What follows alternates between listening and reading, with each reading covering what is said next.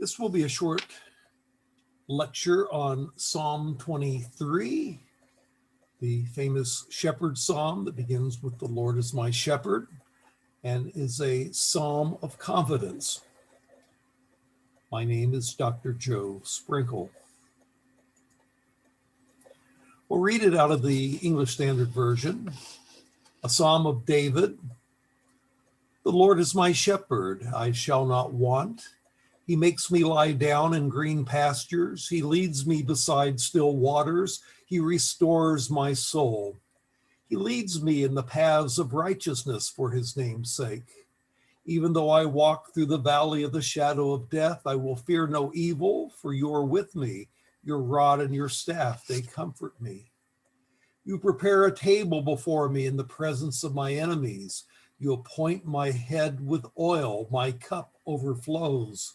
Surely goodness and mercy will follow me all the days of my life, and I shall dwell in the house of the Lord forever.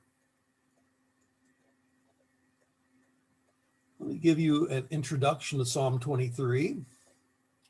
The genre is clearly a psalm of confidence or trust. In fact, it's a classic example of that in the book of Psalms. Here, the psalmist is overflowing with faith and hope and confidence that come what may, that even if it be a deep, dark valley, that God will see him through it. And it's attributed to David, a psalm of David, who growing up served as a shepherd boy, as you'll read about in 1 Samuel chapter 16. The structure of the psalm can be divided up into two parts. Verses 1 through 4 use the metaphor of God as shepherd. Then verses 5 and 6, it seems to switch from God as shepherd to God as host. Now, some interpreters, and that would include the commentator Leupold, try to make the entire psalm be one unified psalm about shepherding all the way through verse 6, but it does create some mixed metaphors, and one of which is the rather absurd one of the sheep sitting at the table with a cup. That doesn't make a lot of sense. I think it's easier to see it as changing metaphors in verse 5.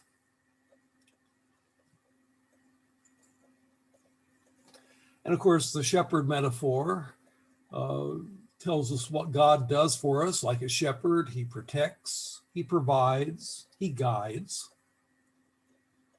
And we as God's sheep look to him for all those things.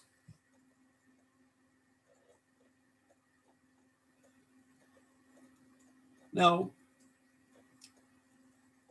there are some problems of translation and exegesis in this psalm that I at least want to mention along the way. And so here's a chart that shows at least some of those. The Lord is my shepherd, I shall not want. Could be translated, I lack nothing. In other words, the shepherd provides for everything. When he talks about green pastures, literally what it says is pastures of grass. And pastures of grass are presumably green, but pastures of grass is where the shepherd guides the sheep, where there would be abundant food provided. He goes by the still waters, and that's an imprecise translation, better waters of places of rest. That's more literally what the text says. And so the shepherd guides the sheep to places where there's both water to drink and that is safe, unmolested, where you can lie down and rest. And then in verse 3, and now we get to the chart, restores my soul is capable of several interpretations. Soul, nephesh, sometimes means life, sometimes simply means me. And the word restorers likewise means literally to cause to come back. And that means that you could translate it, for example, as he revives my life, taking soul to be life, or he causes me to come back. And if you think of a sheep, well, when they go off the path, the human causes the sheep to come back. But then you could apply that to metaphorically to human beings rather than to sheep. And God causes me to come back in the sense that he causes me to repent. And so there are several different ideas that that line in Hebrew could express. And then you have the statement about the paths of righteousness. That could be simply translated the right paths. And in fact, you could be both and. If you apply it to humans, it's the path of righteousness. But if you apply it to sheep, it would be the right paths. Either way is possible to translate the Hebrew expression. And then that famous line, he causes me to pass through the valley of the shadow of death. The Hebrew word is zalmavet, taken as a single word. Well, it could be taken either as a single word or as two words. In the Hebrew, it's written as a single word, but it's been traditionally understood as two words, zal, which means shadow, and mawet, which means death. And so shalmawet means the shadow of death. So through the valley of the shadow of death. However, there is a another interpretation that sees it from the root salam, which means to be dark, and salmut, if you change the vowels slightly, and the vowels were not original in the Hebrew, they were added by the Masoretes in the Christian era. But if you vocalize it salmut, then it would mean the valley of deep darkness. Zalmut would mean deep darkness. So is it the valley of the shadow of death, or is it the valley of deep darkness? Both interpretations are possible. There's an inclination of modern interpreters to take it as a single word meaning deep darkness rather than two words meaning shadow of death. In verse 4, it talks about your rod and your staff. That continues the parallelism. That could be taken as a hendiadys for the single shepherd's staff, which sometimes can serve as a rod to hit a misbehaving sheep or fight off predators, but then also as a staff to pull the sheep back onto the path or to help you to walk. So rod and staff, at least arguably, could be a single complex idea about a single instrument rather than two things. Shepherds wanted to travel light, and so the single rod staff interpretation makes a certain amount of sense. And then in verse 6, it talks about surely goodness and chesed, loving kindness or mercy, will follow me all the days of my life. Again, that could be a hendiadys. A hendiadys would take it to mean your good covenant love, your good faithfulness will follow me all the days of my life. Chesed is a word that's hard to translate. It can mean love or grace or mercy or faithfulness or loyalty or acts pertaining thereto. Anyway, it's a covenant related term. And so, but as an hendiadys, goodness and chesed could mean your good chesed. And then in verse 6, there's a problem as well. I will dwell in the house of the Lord. Depending on how you vocalize the Hebrew, it could mean not dwell, but I will return. In fact, I will return is a more obvious interpretation of the form. Dwell assumes that this is a homonym root related to the Hebrew root yashav and showing up as shuv in this case. Normally, shuv means to return, but here it's taken to mean a synonym of yashav, to dwell. I will dwell in the house of the Lord forever.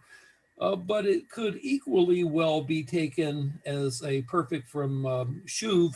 I will return to the house of the Lord forever. And then the word forever itself is literally for the length of days. Well, for the length of days could mean for as long as there are days, and hence forever. But for the length of days could mean for as long as I have days, which means as long as I live. Again, the language is subject to both interpretations. So there are complexities here that under the surface of this famous and beloved psalm that don't show up in most translations, or if they do show up, they don't show up in the more traditional translations. And you should at least be aware of these because that could affect the interpretation. And so now I move on to, well, how is it that Psalm 23 is to be interpreted? And it turns out that there are several alternative interpretations of Psalm 23, and I list them here. You have Psalm 23 has been taken by some, or at least by David Noel Freedman, a famous Old Testament scholar, as a historical psalm about Israel's journey from Egypt to the Promised Land. But then others take Psalm 23 as about guidance into the afterlife. Mitchell Dahood argues that in his commentary on the Psalms. Others, Mark Smith, take Psalm 23 is about being a pilgrimage to Jerusalem and using the sights that one would see along the way. And many Christians, as they read Psalm 23, think of Jesus as they read Psalm 23, the Lord is my shepherd. So I'd like to go through each of those interpretations and to make some comments pertaining thereto.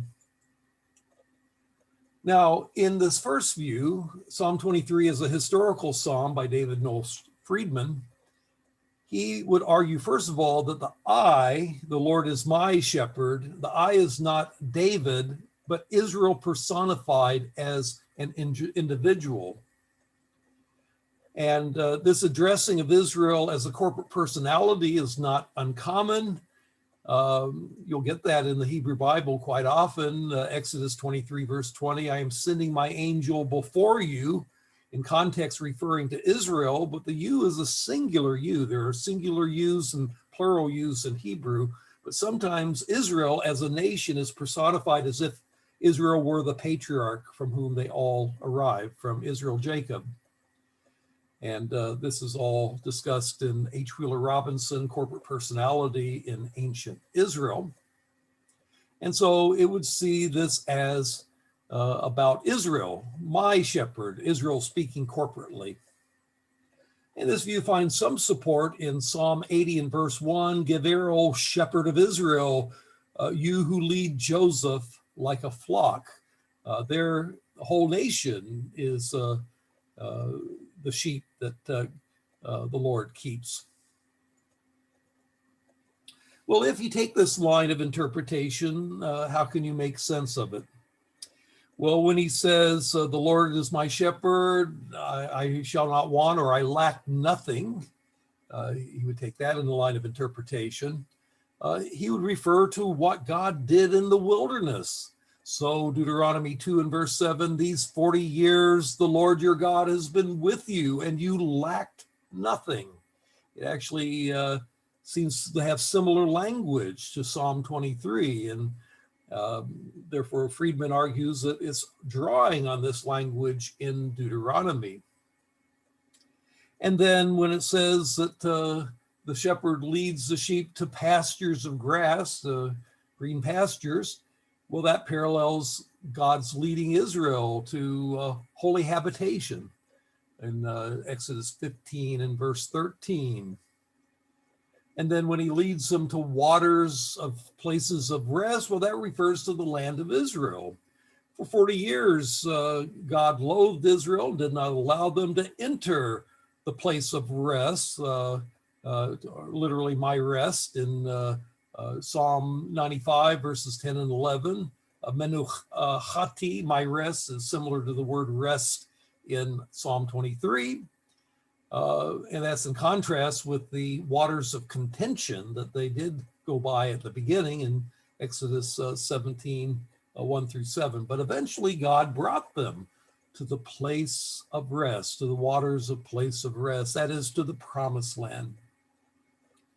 And then when he says, he will causes me to return to the house of the Lord, well, causes me to return would be return to the land of Israel from the Egyptian sojourn. Or as Freedman puts it, to return from Babylonian exile in the new Exodus. He would date the psalm after the Babylonian exile. And then the paths of righteousness that God guided Israel on would be the path of the law of Moses, as delivered initially in Exodus chapters 20 through 23, and in other places in the Pentateuch. And when it speaks of your rod and your staff, they comfort me, well, that would refer to Moses's rod in Exodus 17, 9 through 11, the rod by which he performed miracles, the rod which he struck the rock and water came forth. And he also used it to dig wells in the wilderness, Numbers 21 and verse 18. As far as preparing a table before me, well, that was God's provision of food in the wilderness. In Exodus, in Psalm 78, verse 19, they spoke against God saying, is God able to arrange a table in the wilderness? Well, God did. He provided the manna and he provided the quails so that they had food in the wilderness despite the terrible situation. So God prepared a table before Israel as a nation. And he did that in the presence of his enemies, his foes. And that would include people like the Amalekites and the Midianites who were opposed to Israel as they were moving towards the promised land.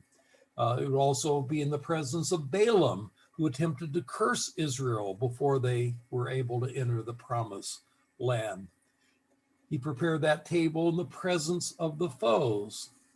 And then the banquet that's described in the last couple of verses, 5 and 6, is where the head is anointed and the cup overflows, is a victory banquet related to the conquest of Canaan. That's the view of David Noel Freedman. Again, my cup overflows. Think of water overflowing from the rock, Exodus 17:6. And also Psalm 78, 18 through 20. Can God prepare a table in the wilderness? Behold, he struck the rock so that waters rushed out and streams were overflowing. Can he give bread also? Well, he provided flesh for his people, referring to the manna and quail in the wilderness. And then that last line, goodness and chesed will follow me all the days of my life. Chesed is a covenant term related to God's covenant with Israel made through Moses when they were in the wilderness. So that's the first view, that it's a historical psalm, and they will dwell in the house of the Lord all the days of my life, that is, as long as Israel exists, forever. And I will dwell in the house of the Lord forever. Israel will dwell in the promised land where God dwells. God dwells there in the tabernacle and the temple, and he'll do so into the indefinite distant future. Well, now I move on to the second interpretation, the interpretation of this as a psalm of guidance into the afterlife. And this was defended by Catholic Old Testament scholar Mitchell Dahood in his Anchor Bible commentary.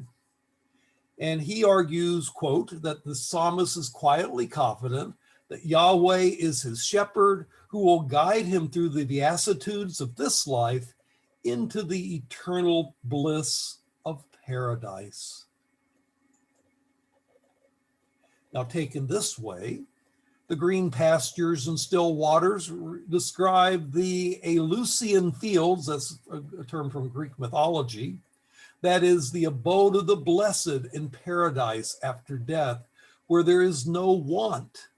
Compare Revelation 21, where there's no weeping or crying, no more pain. It'll be a place of blessedness in paradise. And the valley of the shadow of death, if you take it that way as two words, then it's death itself explicitly being referred to. Passing through the valley of the shadow of death means that you die. So even if I die, I will have this place of blessedness in heaven. And even if you take it as that other interpretation where Zalmut means deep darkness from Salam, well, that metaphor of deep darkness could also refer to death. Either way, he passes through death. So even though he's going to pass through death, he has no fear of evil because God will guide him through death into paradise of heaven. Now he presents the table in the presence of his enemies. The enemies would be the damned outside of paradise. You get an image of this in the story of the rich man and Lazarus, where Lazarus is in paradise with Abraham, but then the rich man is in the other part of Hades in torment. And so outside of paradise will be the damned, who are the enemies of God and of the psalmist. But they will even be able to see the righteous being blessed by God when God sets the table before them. And then the final line, I will dwell in the house of the Lord forever, means I will dwell in heaven with God forever. Well, that's a second view. Let me move on to a third view, a view which was defended by in an article by Mark Smith, and he sees Psalm 23 as a pilgrimage psalm. According to Smith, the setting of the psalm is simply a pilgrimage to the temple in Jerusalem, or it could be taken as the tabernacle, which was there when David was alive. And thus it describes the scenes in the countryside, which a pilgrim who would come at the three major pilgrim feasts, the Feast of Passover, the Feast of Weeks, and the Feast of Booths. The psalm shows scenery which he would have seen as he walked to Jerusalem, perhaps a shepherd with his flock in various settings. And this leads then to the shepherd-sheep imagery. God is present with the pilgrim, guiding and protecting even before he reaches the official dwelling place in verses 1 through 4. And this is the scenery along the road. Along the road, the pilgrim would see green pastures, pastures of grass.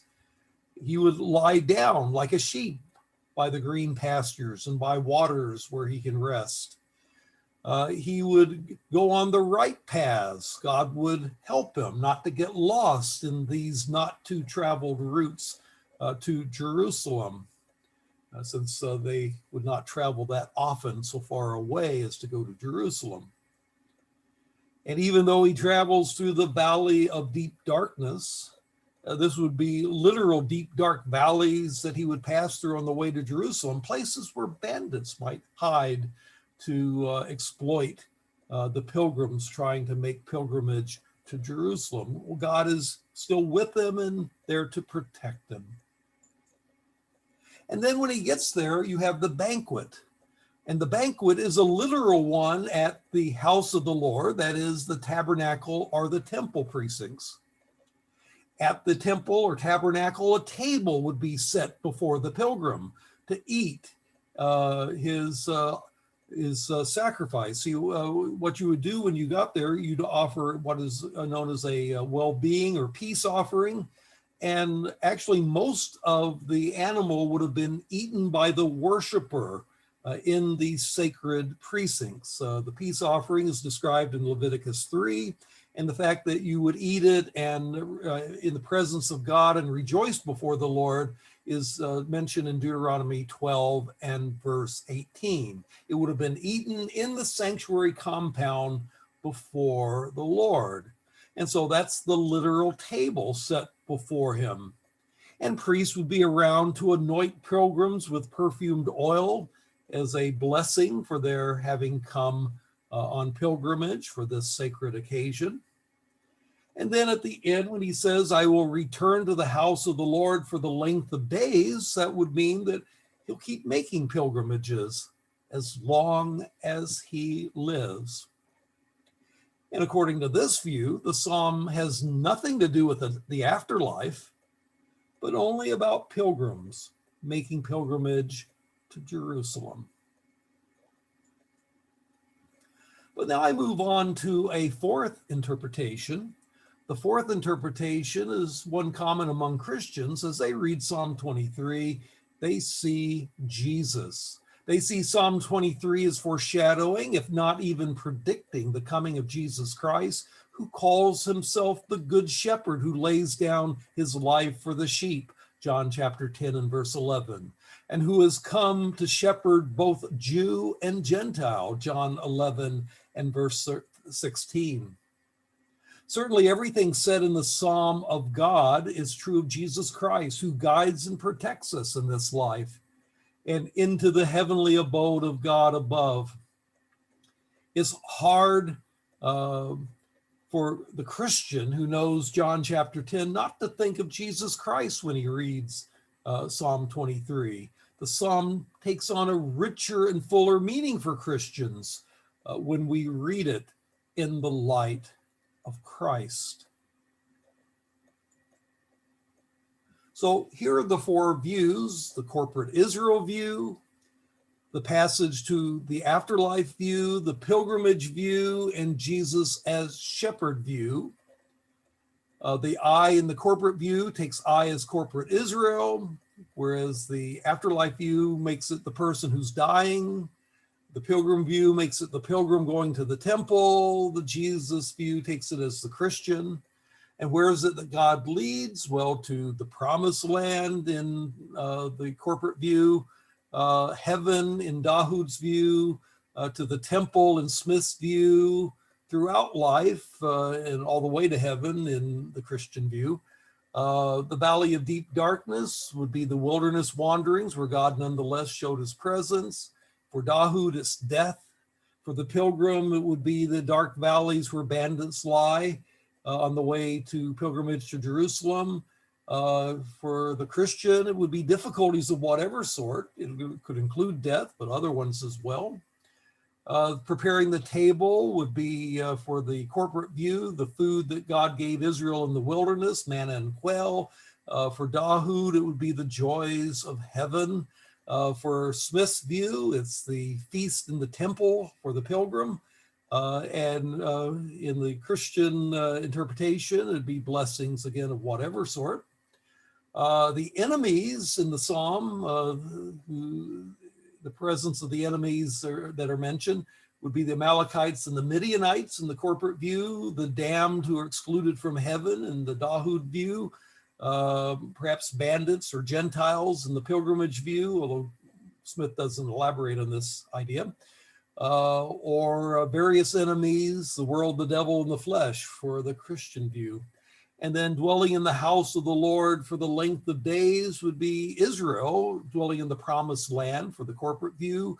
It would be the believer dwelling with God in heaven.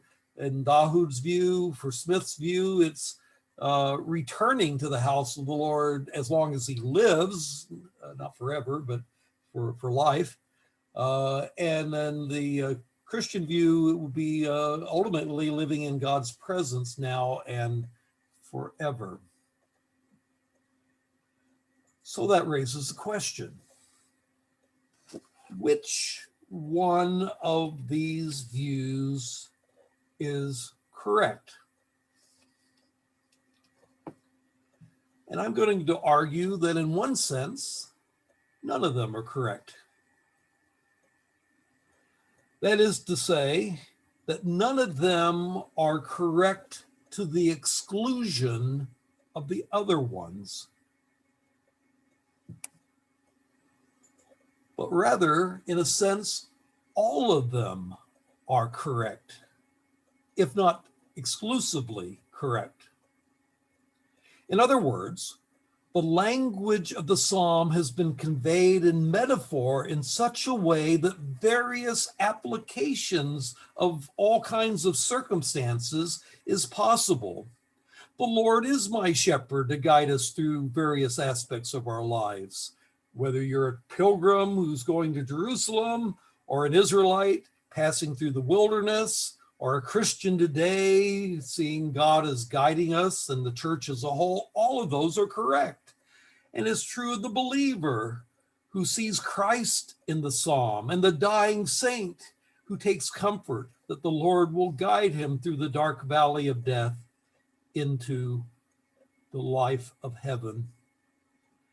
Thus is the beauty of this psalm's artistry.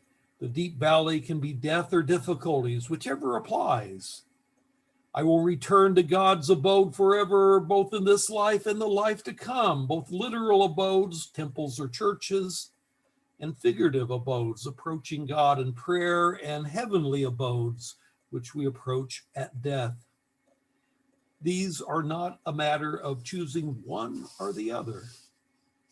It's a matter of all of the above. That's the beauty of Psalm 23. Whatever your circumstances are, the language is meaningful to us. And I hope you enjoyed our presentation of Psalm 23. And I am Dr. Joe Sprinkle.